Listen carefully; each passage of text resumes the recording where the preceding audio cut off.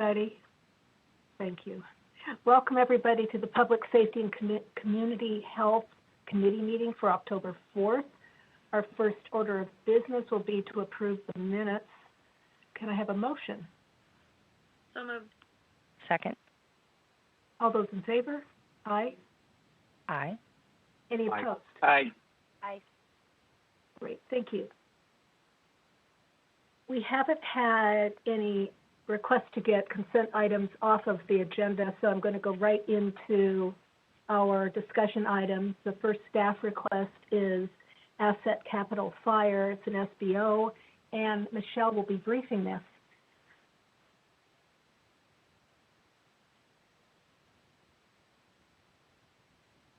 Michelle, I see you. Go ahead. Can you hear me now? Thank you. Good afternoon, Council.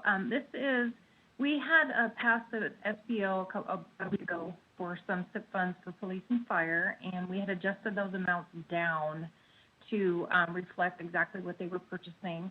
And we actually are coming forward with another small request so that the fire department can have enough funds to fund the brush rigs that they have already purchased. And they're in the process of purchasing some a pediatric system for treating COVID. And so this is an SBO asking for budget authority to utilize some more asset management capital to make these purchases. And it's in your packet starting on page 100. Thanks. Questions for Michelle? Questions? Anybody? Okay. Michelle, thank you. Thank you very much. Next up is the fire department access road distance requirements, and this will be briefed by Fire Marshal Lance Dahl. And Lance, I think I saw you here. Yes, ma'am. If you can hear me, hopefully my audio is working. Yes, thank you. Go ahead. Yeah, not much has changed. Nothing's changed since I gave you the briefing materials. This has come about through discussion, not only with the deputy building official, Dermot Murphy, but internally at the fire department. Does the national standard of 150 feet make sense to our local jurisdiction? And upon doing some research, the fire code itself allows me the ability to extend this 150 feet. If the building's sprinkled, that's pretty obvious. We've had to go through that the last several years and approve ADUs or garages and get them sprinkled or move them closer to the street to comply with the current fire code requirement of 150 feet. If there are not more than two group R3, so an ADU and a house or a house and a garage on the lot, I'm allowed to extend that 150 feet. When you read the code commentary, it really tells us how that came about, and it's because of the standard pre-connect length on most fire trucks. So in the code commentary, it says an access road is required to extend within 150 feet of all portions along the exterior wall and grade level story of each new and relocated building. The 150-foot distance is based on the standard length of pre-connected hoses carried on fire apparatus, and it is not intended to be measured to any point inside the building. So in further discussion with the executive fire department team and looking at how our trucks have been upgraded the last 3 to 5 years, all our trucks have a standard hose length, at least one standard pre-connect of 200 feet. Most of them have been ordered and have multiple pre-connects of 200 feet or 250 feet. So it only makes sense to look at our internal organization and how we operate and what can we do to help serve the citizens a little better. By extending this access road standard out to 200 feet, we'd probably cover 95% of the lot and lot requests when people want to move a garage back further on their lot or add an ADU, an accessory dwelling unit, to their property. There are very few lots that are over 200 feet deep, standard lots in the city. So further discussion internally at the fire department with the DSC, this really only makes sense. And right now I've got probably 8 to 12 of these in the permitting process that I would require to either sprinkle the structure that's being moved or added, or they'd have to move it closer to the street. And that's kind of why I wanted to bring this to the Public Safety Committee today and maybe ask for an emergency order to take to council. Mr. Cathcart, go ahead. Councilmember Cathcart? Yeah, so two questions for me. One is homes that are within this range, they do not have to be sprinkled, correct? Right. If they're within, okay. And so my second question is there a reason why you couldn't extend those hoses even further from 200 or 250 to something longer? Does that just not exist, or is that not something that's practical, or?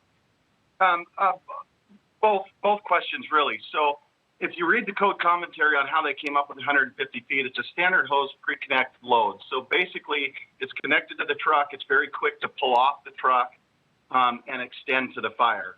As the hose is getting extended, the fire pump operator operates the hose, fills it full of water, and you're extending that. You're filling the hose as you extend it to the structure you're trying to defend. By shutting down that water flow, having to carry extra hose and attach it, you just lengthen the time it takes to fight the fire. Like I said, most of our trucks have gone from a standard 150 when I came on the job 27 years ago to a newer, the hose beds are typically a little taller. They allow a hose load of 200 feet pretty easily. And then part of the ordinance that I've asked for is an extension to a sprinkler building requirement also. So we add 20% to that 200 foot, and so if you sprinkle your building, you can be up to 240 feet away from the road versus 200. But like I said, in about 90% of the city lots, this would really take care of the issue that we run into with requiring sprinklers in accessory dwelling unit or not being able to move your garage to the back portion of your lot. Okay, thank you. Any other questions for Mr. Dahl? Councilmember Mumm, did you have a question? Okay. All right. Mr. Dahl, it looks like we're good. Thanks very much. Appreciate it. Thank you.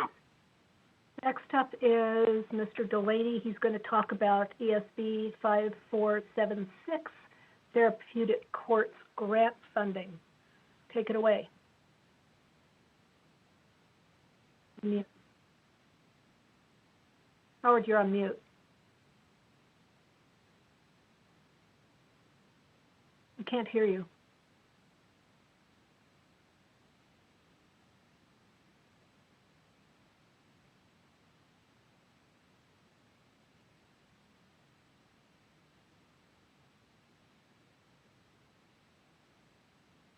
How about now?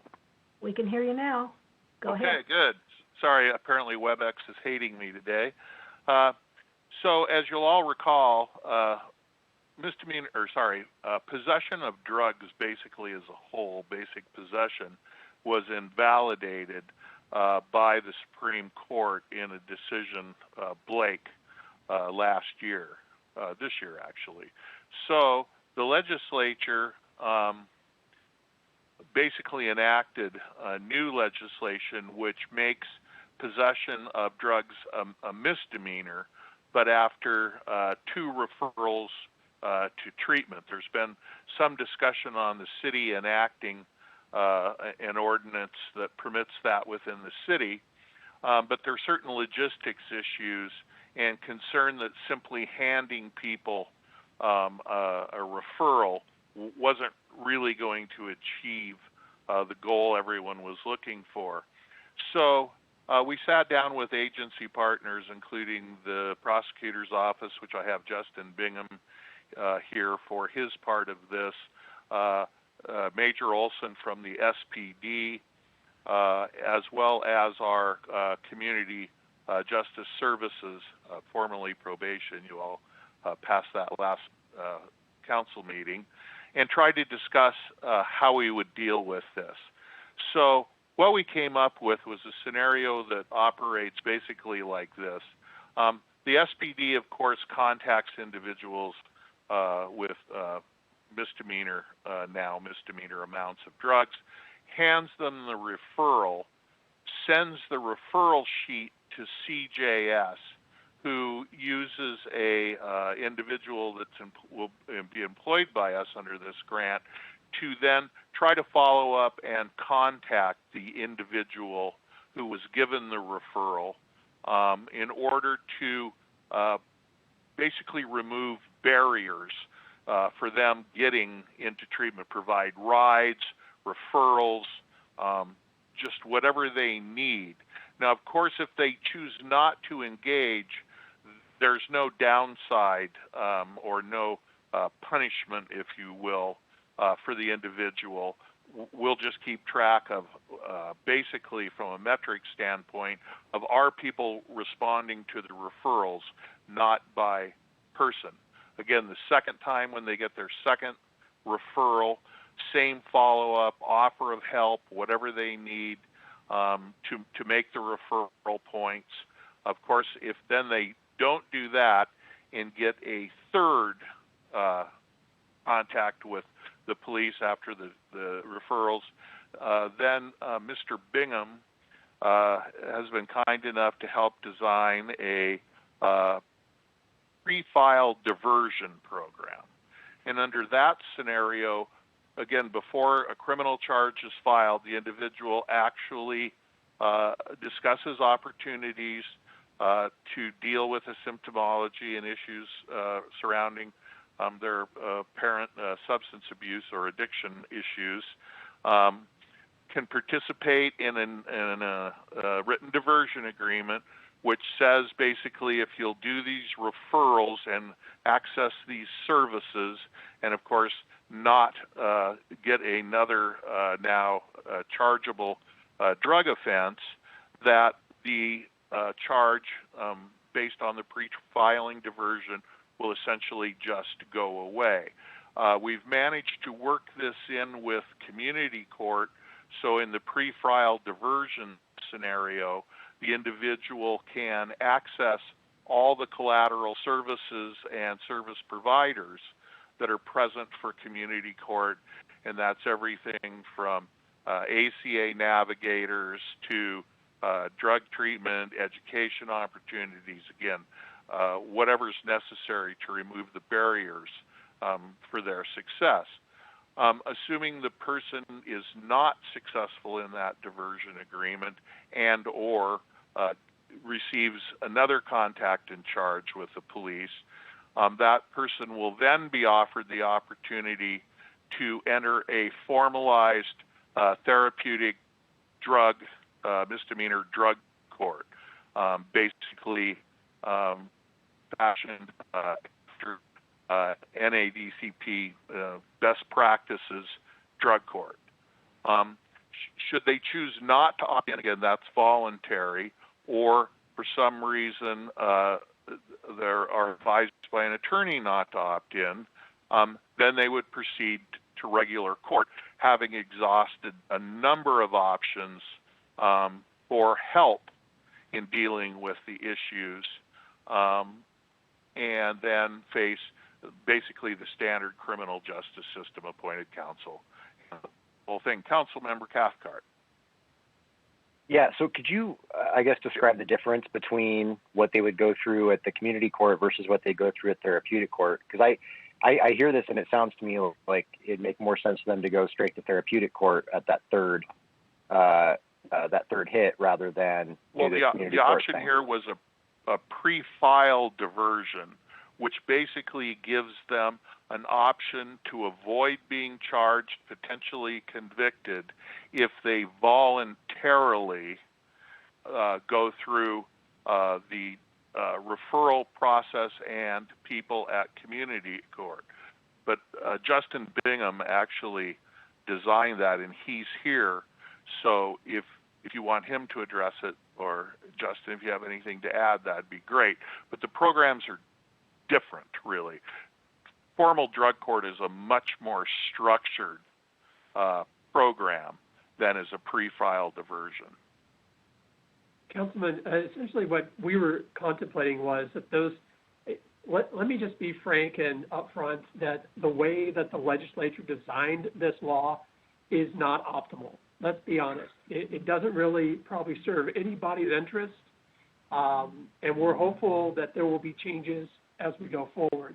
But what we're given is essentially those first two contacts where the officers are going to give a notice to the individual saying, you've been stopped. We believe there's probable cause to cite this, but we are required to, give you these two opportunities to seek treatment. We assume that nothing is going to come from that. I think being realistic, nothing's going to happen. Thankfully, our criminal justice service department, our former probation department, has stepped up and said, we will do what we can to assist in providing information out to those people, but a lot of times the information that officers get on the scene is very scant and outdated. So our thought was, we're going to give one more chance, that third bite at the apple when they finally get back to number 3, and give them sort of a drug court light, utilizing the services of community court, because they have all the service providers down there. And so use that as one last opportunity. If people then choose to either not engage or commit new crimes, they will then have an opportunity to either go a therapeutic range or just essentially to regular court, where, in all honesty, these kind of cases are very simple to prove from a prosecutor's standpoint, as long as the officer does the testing on the drugs. These are not crimes of the century. So they're going to make a decision, do I want jail or do I want therapy? So it's essentially an acknowledgement by us that those first two contacts are probably going to be, hate to say it, but meaningless. SPD is going to be wasting a lot of paper sending things out to individuals. We're hopeful that when we finally get an opportunity to sort of lay hands on the individual and say, this is an option you have to try to deal with the issues you have, that we can be a little bit more meaningful on that diversionary side of it. And then after that, either treatment or jail. Very much what the Superior Court has done for many years. But with that felony hammer versus our misdemeanor hammer, if people don't if they do commit new charges.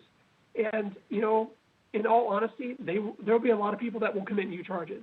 And that's a hard thing to deal with, I know, from just sort of a conceptual situation. But, when people are in the throes of drug addiction, it's going to take probably many touches before they finally make the decision to change. Well, I appreciate that. And I share the concerns with the first two attempts likely not going to yield much of anything. I just think they've had two kind of warnings, if you will, and I think the third should be something that's going to produce some sort of results in terms of getting them better. I mean, I don't think anybody's goal is to just put somebody in jail because they did drugs, but at the same time, if it's too lax, there's never going to be a real opportunity for them to improve their situation. So that's my primary concern is that. So. And I appreciate that thought, because at the end of the day, we haven't built all of this out yet. We're seeking the funding through this grant opportunity with AOC, and it didn't require specifics. And I think a lot of what will become specifics is going to be built out sort of as we go, because this is something that my office and the people that work for me have never had to deal with. It's something that our colleagues across the street have. And so I don't believe we're going to do it blindly. We'll be reaching out to their groups that have done therapeutic courts. Hopefully they're willing to talk with us about sort of best practices. I know that Mr. Haskell is not going to really build out something on the back end in his office, because his thought is this law will probably change after it sunsets in 2 years. And I honestly believe that that's a concern that we have, that if we build out so much or too much, that it may just go away. But if we don't do anything, I think we all know what the result's going to be, and it's pretty much just more of the same. And in designing this grant program, we really tried to look at something that would be effective. Again, we're not going to cure all addiction in Spokane with this program. It'd be foolish to think we were. The question is, designed right and done correctly, can we move the needle, right? Can we make a positive difference? So we've designed in metrics. We're asking for money for transitional housing again, releasing them from treatment to their spot underneath one of the bridges is not conducive to successful transition from addiction to, a more normal lifestyle, if I can put that in quotes. So we're also using medically assisted treatment, using a local physician here. Again, we've done everything we can to see if we can literally help them from the moment they're contacted with that first referral through whatever the end of the process is to seek the help and behavioral change mechanisms necessary to transition out of addiction. Again, we're never thinking we're going to solve it all, but can we move that needle? Can we make our community better in our downtown environment? And can we do something with less than an ideal statute that may actually make a positive change? So that's what we went for. We've asked for the money from AOC based on, Administrative Office of the Courts. I live in a world of acronyms. And so they're trying to equally distribute the money east and west. And since we're the only court of any size that has the capacity to do these sorts of things, besides Spokane County District Court on the east side, we're anticipating getting most or all of what we asked for. So we just wanted to brief you on it. Again, we're bringing the entire interagency team to bear, hoping that we can move the needle and get a successful result here. And we will be using excellent metrics. So we have a few more questions here. Okay. Councilmember Wilkerson, go ahead. Thank you. And thank you for that, Mr. Delaney, that you're building it out, because I was wondering, how would our public safety officers know if it's the first time, the second time, or the third time that they would take further action? And that would be in the programming? It's my understanding that it's both being built into the local CAD system, and that's the information system that they have. They use locally here for dispatch and crime analysis. And then I hear, but I can't swear to this, that they're talking about putting in the sector system statewide, so that anytime an officer accesses those systems and they're in one of the situations where they've made this contact, they'll actually be able to know whether the person has been contacted one or more times. And if they do it in the state system, then you would know that the person was contacted in Seattle a month ago and now they're here in Spokane. Not that that happens every day, but it does happen. So that's my understanding. Councilperson Wilkerson, when we first started doing this, right after the law changed, my office met along with Mr. Haskell's office as well as SPD and SCSO, and we all talked about sort of what do those two initial warnings look like and how do we track them? Because that was one of our main concerns. Your question is spot on with sort of how do we even begin this process?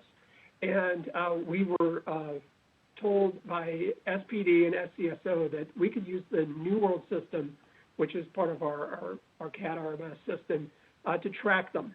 And that data could then be shared across both the city and county.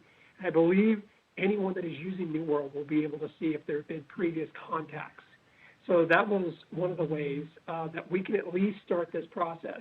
As Howard indicated, there have been conversations statewide about using Sector, which is the system that the law enforcement uses to issue citations, to get a broader range of where people have been contacted. Because one of the main concerns that all of us practitioners had was how we're going to count 1 and 2. How do we know when we're at number 3? And if we don't know, then how can we go forward with any prosecutions? So law enforcement has been very helpful in trying to find solutions because it affects their life just as much as it does ours. So I think we've got a solution. We'd just like to have a slightly better one in the future. Thank you. Council President, did you have questions? Okay, thanks. Anybody else? All right, we're good. And Howard, you've got the next item, municipal court office supplies SBO. Can you do it in less than 5 minutes? I can do it in less than 30 seconds. Perfect. As you all recall, we went through a COVID budget exercise early in the year, and municipal court had little choice because it doesn't have much else but to give up M&O.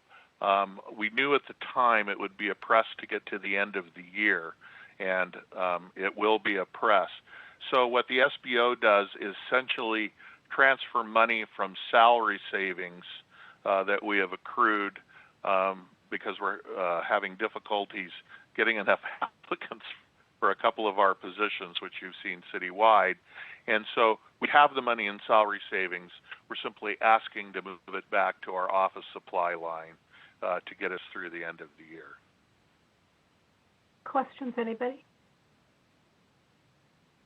Okay, looks good. Thank you, Howard. And you did it in less than 30 seconds. That's good.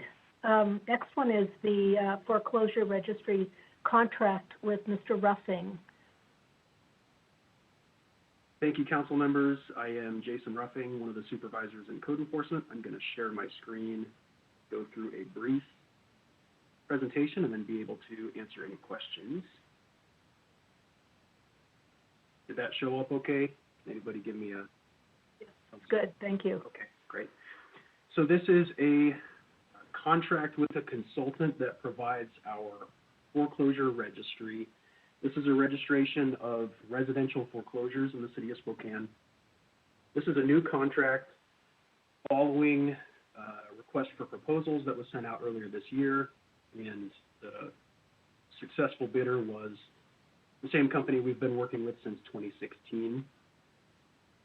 This foreclosure registry program is defined in our municipal code after an ordinance that was passed, I believe, in 2015. So all of the details of the registry are there, and this company basically provides that service for the city of Spokane. Just a couple of brief statistics about the registry and the properties that we're tracking. Obviously, these numbers change over time, and I have found it interesting to kind of track this through COVID with all the moratoriums and to see if there has been a change in the numbers of properties that have been registered, and there has been. So for our first point of comparison, let's look at August of 2020. There were 303 foreclosures on that list. 29 of those were either vacant or likely vacant or unknown. According to our monitoring report, we monitor these properties monthly. So that showed about a 7.5% vacancy rate, which is quite low, which is a good thing. Obviously, if a homeowner is going through a legal challenge such as a foreclosure, at least from the city's perspective, or from a code enforcement perspective, an occupied home is better than a vacant home. So at least in my opinion, that's a good thing, people being in their homes. And then this year, so just a couple of months ago, August of 2021, the total number was down to 228 total properties on the registry, so less foreclosures in the city of Spokane. 27 of those were vacant or unknown as far as the occupancy goes, which was a slight uptick in the vacancy rate, but still a pretty low rate, especially compared to previous years. In 2015 and 2016, those early years in the program, that was closer to about 35% vacancy in some of those foreclosures. This is just a basic screenshot of our map that we use to monitor these properties. The only point of this is just to show that these properties are pretty well distributed throughout the city.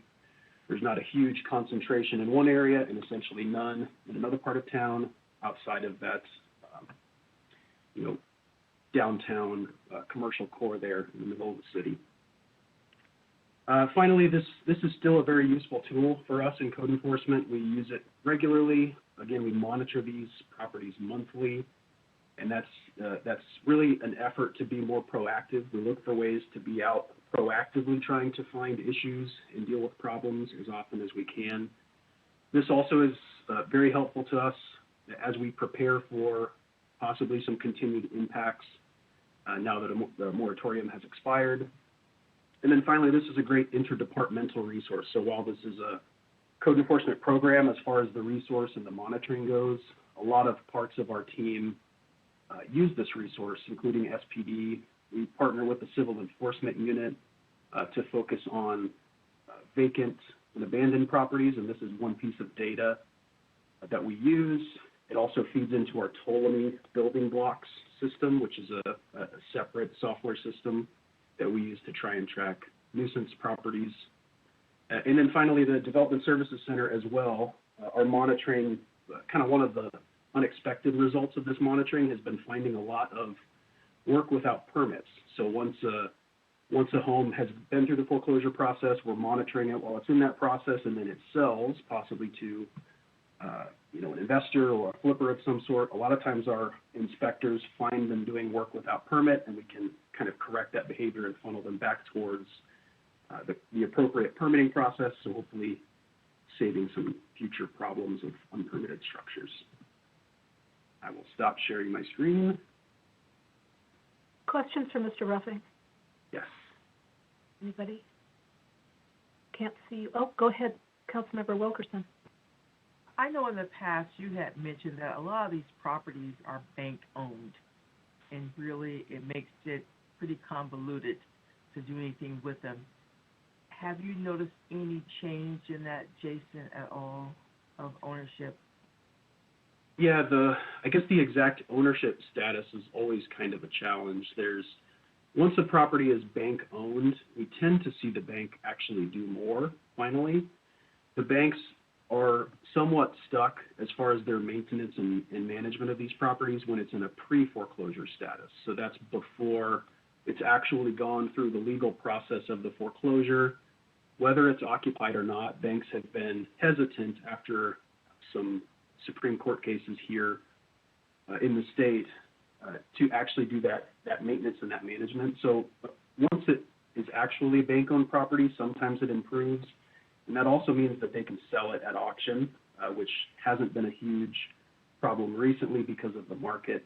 But sometimes that's where those can get stuck, is if it's bank-owned, and if that note is worth more than the property is worth, those can kind of sit once they reach that bank-owned status. Councilmember Cathcart. Yeah, so I guess I'm wondering, particularly with that, 7.5% that are completely vacant, to the extent that you know, I mean, how well are those properties being maintained and not necessarily kind of being allowed to get dilapidated and run down and kind of harm the overall neighborhoods? And isn't there, because I know there are some, and isn't there some state laws that now allow us to kind of force that issue a little bit and at least make sure that the banks are at least maintaining the properties? Yes. So some of those properties obviously are problem properties. So a property being on this foreclosure registry doesn't necessarily mean it's a nuisance property or it's abandoned or causing problems, but there are definitely some.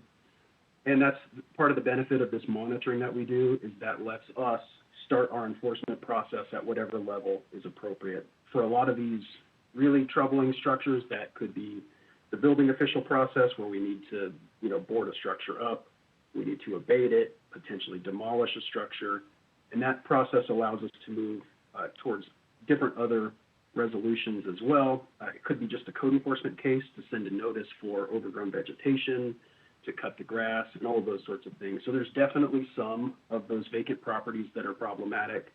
And then your second question about, I guess, the tools that we have. The best fix recently is something at the state level called House Bill 2057, which laid out a process for, so banks could essentially say, well, the Supreme Court said we can't maintain these properties, so it's not our problem. This House Bill 2057 allowed us to hold them more responsible by sending them an abandoned property affidavit. So if we do an inspection and if we find that the property is vacant and abandoned, then we can kind of push that responsibility back towards them. And if they fail, then we can abate the property and place that lien on the property. And to what extent are we pursuing that? They're not super common, just because a lot of the ones that have a lot of the problems are still occupied. But we do provide those as often as we need to. Other questions for Mr. Ruffing? Don't see any. Thanks very much. Appreciate your time. Thank you. Next up is Washington Department of Commerce Less Than Lethal RFP by Major McNabb. Want to go ahead? Good afternoon, Council. I've got some information put together here that addresses this grant proposal and that also addresses the Pepper Ball item of discussion. So I was hoping to go through that information and then have answer your questions if I could, if that sounds acceptable. Okay, so the Washington State Department of Commerce initiated a request for proposals from Washington State law enforcement agencies to procure and distribute less than lethal equipment to Washington peace officers. The Police Department would like to submit a proposal to obtain 30 what's called FN 303 launchers and associated instructor certification courses. The FN 303 is a compressed air blunt impact munition launching device. The total monetary request for this proposal is $50,762.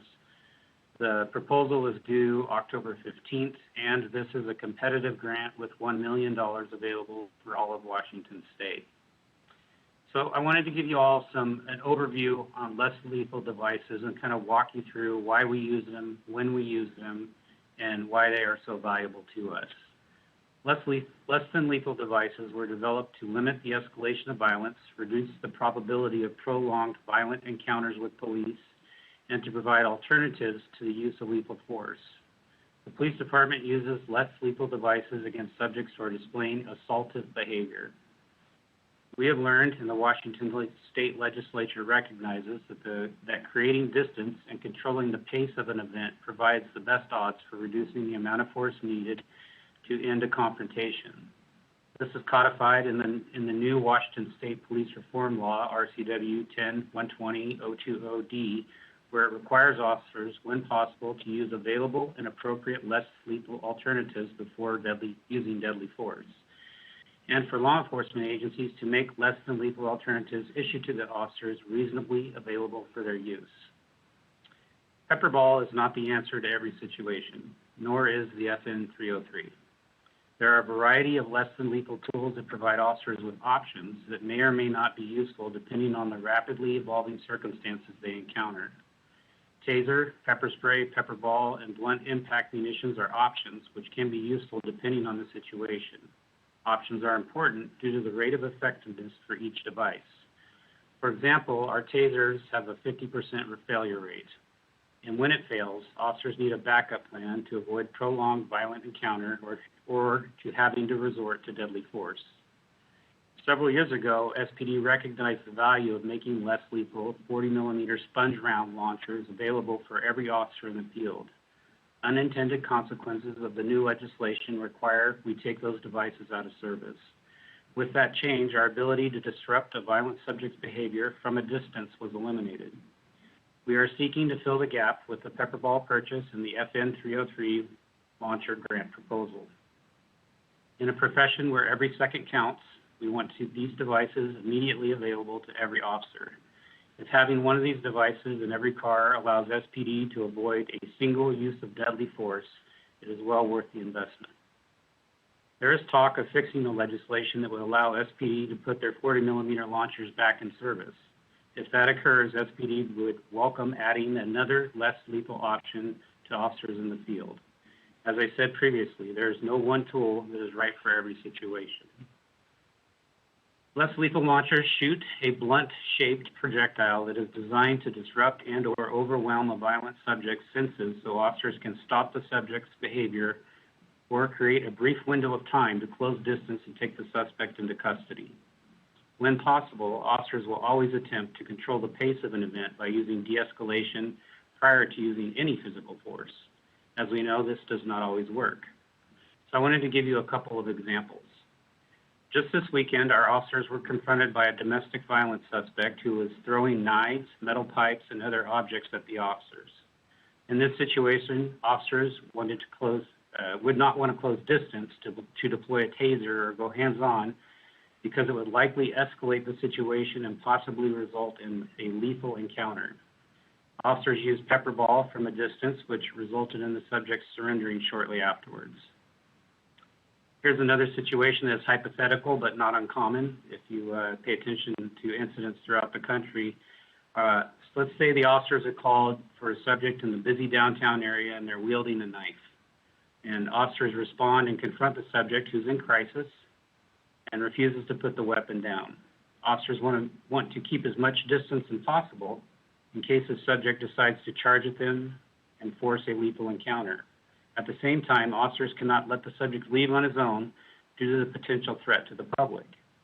If de-escalation tactics fail, officers could stop the subject from charging them or leaving the area by using a blunt impact launcher such as pepper ball or the FN-303. In a situation like this, every second counts. If the only available pepper ball launcher is across town 15 to 20 minutes away, and the officers have an opportune, narrow window of time to act, or the subject charges that officers or someone else, officers would likely have to resort to lethal force if this tool is not available. And we certainly want to avoid that. And I'm happy to take your questions. Questions for, I see Council President, go ahead. Yeah, I was wondering if you could describe the FN-303 a little more. I just don't have a picture of what that looks like. It is very similar, Council President, to the pepper ball launcher. It has 3 different types of ammunition.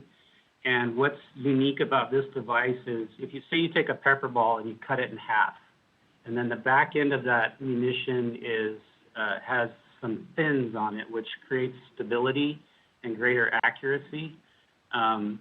And they sell 3 different types of ammunition. One that just is a blunt impact munition. It hurts, it stings. The other one is a paint marking ammunition, and then the other one has a pava or pepper powder inside of it.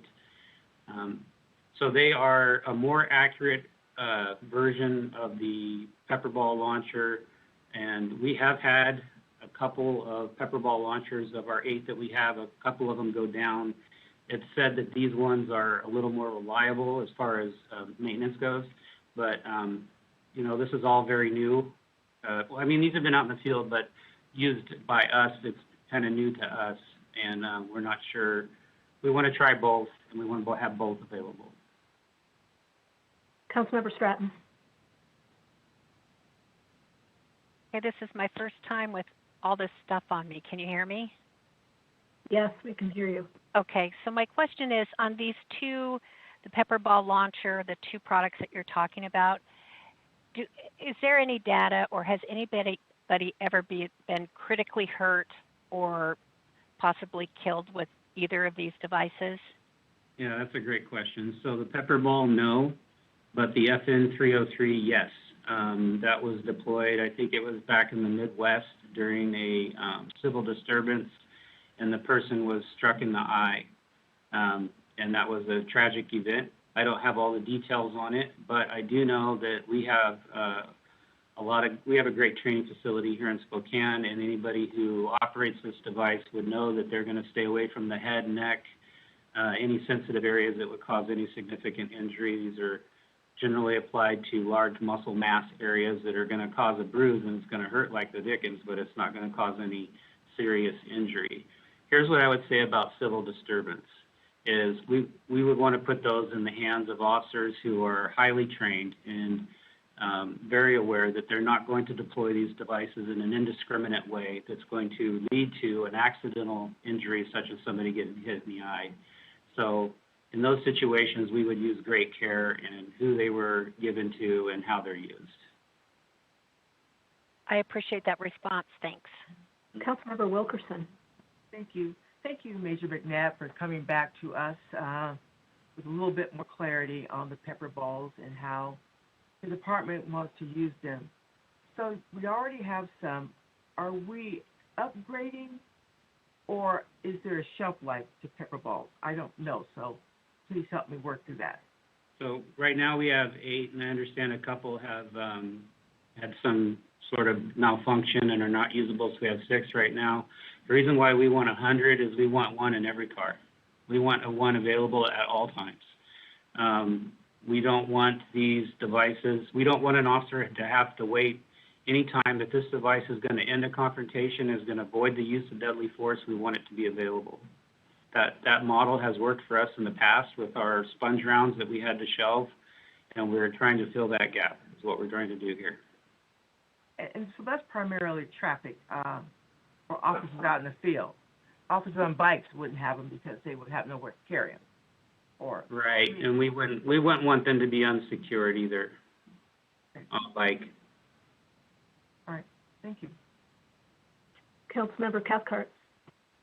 Yeah, so similar to a question I asked the last time you were here, you know, without the pepper ball, without this alternative, is the next step deadly force, or is there something else that would be an option in lieu of deadly force without the pepper ball? So it's a great question. What's unique about the launchers in general is they allow us to disrupt a subject's behavior without getting close to them. Say, for instance, a taser, you have to be at minimum 15 feet away from them. And if you're dealing with somebody with an edged weapon, there's been study after study done that they can come at you and stab you before you can pull your gun out if they're within 21 feet of you. That's been proven. And so that's what's unique about these weapons. They allow us to maintain distance, which is a good thing, right? If we don't have these tools available to us, like the scenario I presented where the person's downtown wielding that weapon and it's an edged weapon and they're coming at officers and we don't have a way to stop them, and say the taser fails, we want as many options as we can, it's going to lead to deadly force. And we're certainly not going to allow our officers to be charged with a knife and not be able to defend themselves. So that's what it's going to lead to if we don't have this tool available. Another thing is, if we have to go hands-on with somebody and they're under the influence of some type of mind-altering substance, and they have a great deal of stamina and strength at the moment because they're manic, and we have a prolonged physical encounter, the longer that struggle goes on, the more likelihood that they're going to start suffering symptoms that could lead to their death. And we've seen that time and time again throughout the country. So the legislature is saying, we want you to have these tools. We're going to give the Department of Commerce $1 million to get 1,000 of these tools out onto the street because we know they're going to result in less use of force. Anybody else have questions? Because I have a few. I want to go last. Right.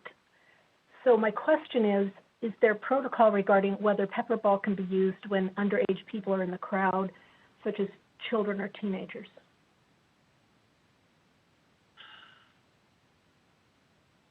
It's a great question. It's a hard question because I would hate for that to happen to where we're deploying munitions when there's children in the crowd. So we would want to avoid that in general, any type of use of force when there's children, but age and, age, whether or not somebody's pregnant, whether or not they're under the influence of drugs, whether or not they're in mental crisis, all those things play a factor on how we use force. But I can't say categorically that we would never use a pepper ball in a situation where a child was around, but we would avoid targeting them because it's not an area of fire weapon like throwing a smoke grenade is, or a tear gas grenade would affect a lot of people at once. The pepper ball is a paintball. It's a tiny little ball, and it's going to be one person at a time, and it's not going to be fired indiscriminately. It's going to be aimed at a particular person who's displaying violent behavior. And then finally, as best you can you give us an estimate of how often these tools would be used? It's like per year or per month. I don't have a number. Yeah, let's say per year, given just like an average, as best you can. Chief Lundgren, do you happen to have a number like that handy? I don't have the exact number, but I would say that the situations that would result in us using these tools, at least historically, have almost, with the exception of the one event with the civil disobedience, these have been one-on-one type of applications, either someone who's in a mental health crisis, somebody who has a weapon and we're trying to maintain distance. And so these tools are deployed often and not used as a multiple force option. As Major McNabb explained, these situations are dynamic. The spacing between the officers and the involved individual can vary through the course of the events. There are circumstances that change, which change the tactics or the tools that we may or may not need. We always hope that the person will, on their own volition, surrender, and that's oftentimes how these things end. But having these in the hands of officers, even if we were to say that they were used, blunt impact munitions were used, say, 24 times last year, where they were actually deployed, I can tell you that several times a week they're in the hands of officers at the ready to be able to put a peaceful end to a situation that could go sideways. And so their mere presence oftentimes is a de-escalating factor as well. Thanks. And then finally, I want to say that, we asked you here to explain further how these were going to be used. And all the questions that we've asked you is, I just want to put this out there to the public, not because we're opposing this necessarily.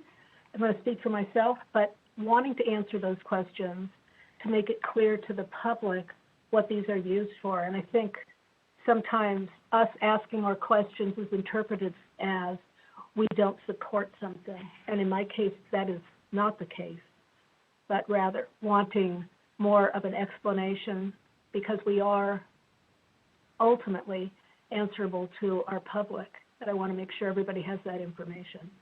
So are there any other questions before we go on? And Councilmember Wilkerson, you had the next item, which was pepper ball and other police capital items. Have your questions been answered sufficiently?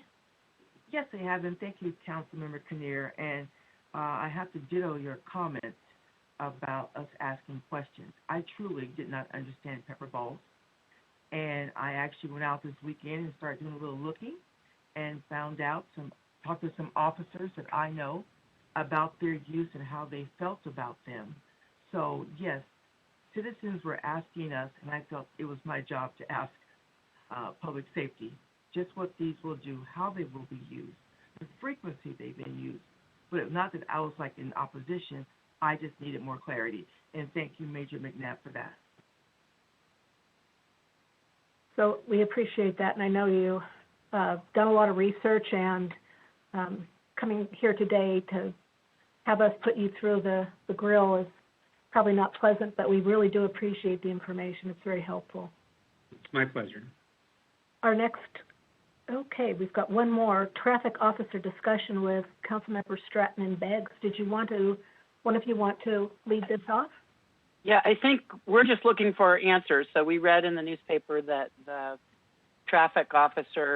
assigned traffic officers were disbanded as a unit for the most part and put into patrol because of our shortage of patrol officers. I guess we just wanted to hear what the timeline is on getting them back, and are we going to be able to hire, how many people are we going to be able to be hired for the next law enforcement academy in 2022? Neighborhood councils, routinely their top concern is people speeding, so they were quite concerned when they heard that the dedicated traffic patrol, emphasis patrols were going away. So just looking for information about that. Sure, I would like to address those questions if I might. In 2000, we implemented the current 1040 patrol schedule that we use now, and that was designed for officers, 128 officers to staff that adequately. Over the years, we have fluctuated in the staffing of those 16 teams that make up the patrol division, and we found ourselves here recently with 113 officers assigned to patrol, which is not ideal. And what it leads to are officers being held over at the end of their shift, frequently calling in people on overtime, and it doesn't provide for an optimum working environment when we're constantly running at safe minimum staffing, night in and night out on several shifts. So as we looked across the agency, as of today, there are 13 officers that we have that are off work due to injuries. Those might be on-duty or off-duty injuries or some sort of illness that's extended. We have 6 folks that are assigned to light duty due to not being able to perform in their current assignments. We have 11 officers that are either in the academy or recent laterals that are assigned out of the academy that are attending training. We have 4 officers who are in training that are in the FTO car out in the field right now. Pair all of those with the 12 vacancies that we have for officer positions and 3 retirements that will happen between now and December, and that leaves us with 49 commissioned officer positions that we aren't currently able to use. And so when we look at the patrol division as being the emergency response capability for the department, we came together as a senior staff and we weighed all of the different positions outside of patrol that we might be able to temporarily reassign to be able to bolster those numbers and to keep a safer work environment and be more responsive to the needs of the community. So there were 5 traffic officers that we have temporarily reassigned those positions to patrol. We kept the 2 DUI officers that are working criminal traffic on our streets to keep them safe. We have 2 officers that are working commercial vehicle that do traffic enforcement associated with large vehicles and also with other motoring traffic as well. And then we kept our 1 photo red officer to administer our school cameras as well as our red light camera enforcement to make sure that those citations were getting processed. So with the senior staff and the recommendations and weighing all of the options, we also consulted with command staff, and the least painful alternative to bolster our patrol numbers was to move those 5 traffic officers temporarily. We do not have an end date for that. I would like to tell you that this would be something that we will be able to reverse in the near term. I don't know that that's going to be the case. It's going to depend on our continued hiring practices and our ability to recruit and retain staff. But what we would like to do is reinstitute those positions as soon as possible while maintaining the numbers we need in patrol. Questions from council? Sorry, Councilmember Cathcart, go ahead. Well, I'll just say I really hope that we can get a handle on the hiring situation and figure out some way to incentivize more, whether it's academy recruits or laterals, but something. And I know there's talk about hiring bonuses, and frankly, I think we should try to compete, if not exceed, the county's hiring bonus to see if we can't try to get more recruits. And I'm just kind of curious, I mean, in terms of what you guys are doing actively to get more folks considering Spokane, what are those efforts looking like right now? So we've been pretty successful in attracting lateral applicants from not only in-state but from across the country. And what we found is our own employees are our very best ambassadors. So if we just hired a lateral officer from Colorado. Once they get here and they like the environment, they like the department, those officers reaching back to their friends in their state or their other departments and trying to get them to come along and follow them is certainly it's been a key to us having successful lateral recruitment efforts. I think we're not alone in just the general entry-level applications for agencies across the country are just down. It's as a profession, there isn't as much interest right now. We're not. I don't think we're any different than anybody else in that category. We continue to get qualified applicants, so we haven't had to run short. so to speak. But we just don't have that volume that we're used to right now. Go ahead, Councilmember Stratton. I was going to ask about the NROs. I know that we are short. I'm not sure if it's 2 or 3. I know one transferred out. Or maybe 1 or 2 were out ill. Do you have an update on that if we're going to get back to our full number of NROs for the neighborhoods? We don't have any plans right now to make any type of permanent cuts to the neighborhood resource officers. Okay.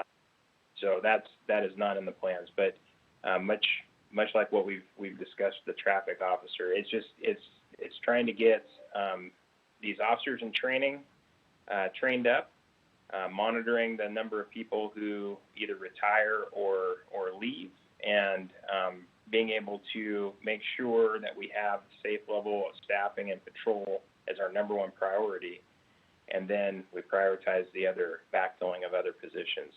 But there isn't a unit across the agency that doesn't have value that the public recognizes, and so we're just doing the best we can to spread the resources we have across in a logical pattern right now.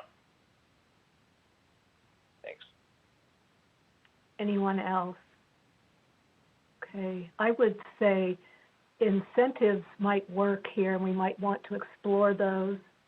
And I was reminded by Jacoby that perhaps incenting the officers who currently work with you, if they find somebody that successfully completes training, that they would get a bonus as well. So something to think about. And I know people are thinking, oh my goodness, our budget, but if we could staff up to the level that as a city we need, I think it'd be worth it. So just something to think about.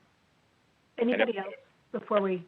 Oh, just real quick, council member. I know that Chief Meidel is open to any type of innovative recruiting, and is happy to work with the council and administration to develop ways to get as many qualified applicants as possible.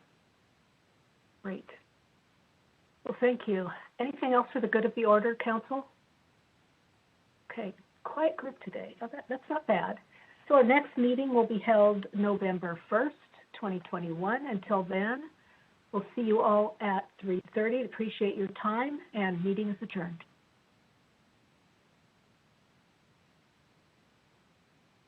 Thanks for using WebEx. Visit our website at www.webex.com.